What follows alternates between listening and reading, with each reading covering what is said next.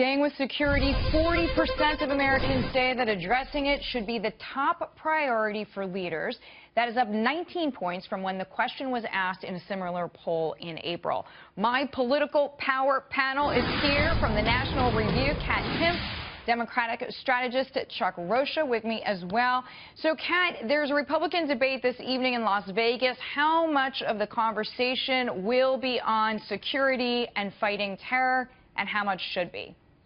Most of it probably will be, and that makes sense, and it makes sense why they'd be talking about it more now that there's been this terror attack in Paris and then a terror attack here. That will make people think that there might be more terror attacks. That's common sense.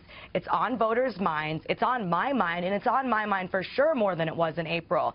So people are saying national security, who's going to keep us safe, especially because Obama has seemed a little more concerned about, I don't know, pretty much everything else. Well, especially global warming, which we're going to talk about in a minute. But, Chuck, what is your take on the partisan divide? That is to say, according to this poll, 58% of Republican primary voters say national security, fighting terrorism is their top concern. And you compare that with Democratic primary voters who say 26%, or 26% of them say that fighting terrorism is their top issue. What do you make of that difference?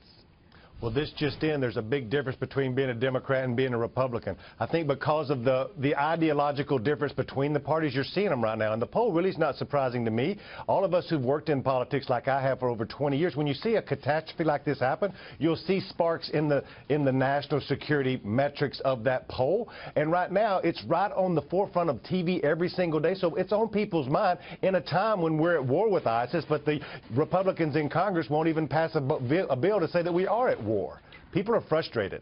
Okay, now this poll, to your point, Chuck, is coming out. It is the first one to come out since the San Bernardino massacre and since Donald Trump's controversial comments on pausing immigration for Muslims. So 50% of poll respondents say that Trump, in their view, is the best candidate to handle the fight against terrorism. Here is Trump commenting on that subject. I would bomb the out of him. I want surveillance of certain mosques, okay? If that's okay. I want surveillance. And you know what? We've had it before and we'll have it again. You have to take out their families. When you get these terrorists, you have to take out their families. They care about their lives, don't kid yourself. But they say they don't care about their lives. You have to take out their families. So, Chuck, I want to ask you for your take on Donald Trump's tough talk, but almost more importantly, will he listen if he is, let's just say, the nominee to FBI, to CIA, or is there a worry that he already knows everything, or he thinks he does?